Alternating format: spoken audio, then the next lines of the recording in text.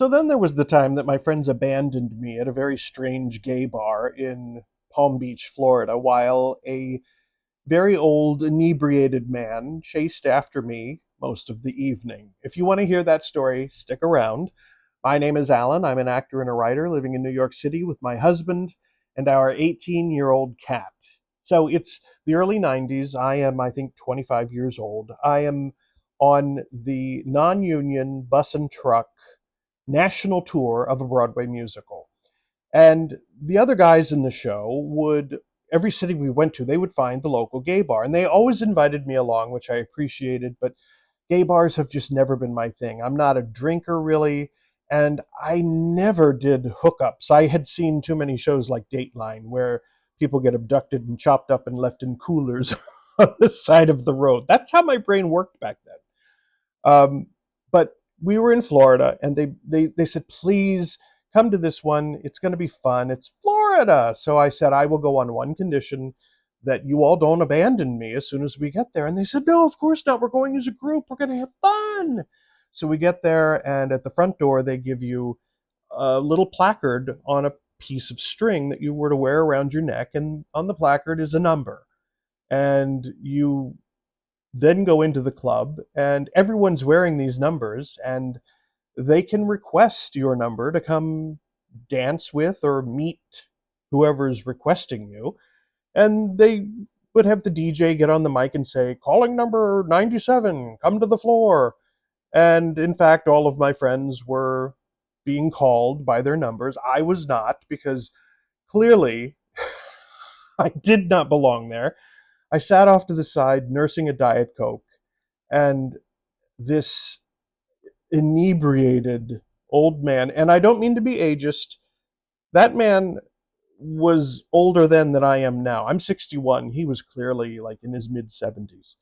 But he was slurring, and his eyes were going every which way, and he was weaving and trying to make conversation. And rather than just tell him to go to hell, because I was a good Midwestern boy, I was taught to respect my elders, and he clearly was an elder. I tolerated it, and I let him, occupy my time. Well, I look around, and all of my friends have hooked up. And then I realize that they're leaving with their hookups. And before I know it, I am left alone with Grandpa drunk over here. And so finally, I just escaped. I went outside, I called a cab, got back to the hotel. My roommate was a good friend who's still a very good friend in my life. And she said, how was the bar? And I said, it was terrible. I told her the story briefly. And she said, well, go to sleep and it'll be better tomorrow. So I went to sleep. And after about an hour, I woke up and I started throwing up. And it wasn't from anything that I had eaten or anything that I had been drinking. It was that my insides were just clenched like that. And I realized that I had allowed people to convince me to do something that I knew was not in my best interest.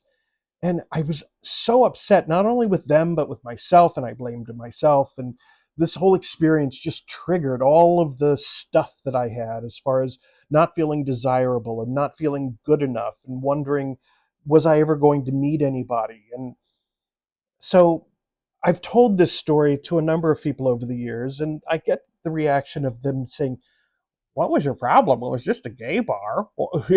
Well, it wasn't just a gay bar. It was my self-esteem and all the stuff. And from that moment to this, I really have not gone back to the bars. I just have no desire. I did meet my wonderful husband. We have been together for 13 years, and it's fantastic. And so, yes, I have a happy ending in that regard, but I still look back at that young man and I think, why weren't you standing up for yourself? And that's what I want to encourage you to do. If you've been faced with this kind of situation, be it a gay bar or anywhere else, stand up for yourself, know your value, know your worth, and don't put up with the nonsense of some of these situations. Just walk away if you have to, because you're important. So that's it. Go out and do your random act of kindness, and thank you as always for being here. It means more than you could possibly know. And until next time, have a beautiful day. I'll see you soon. Bye bye.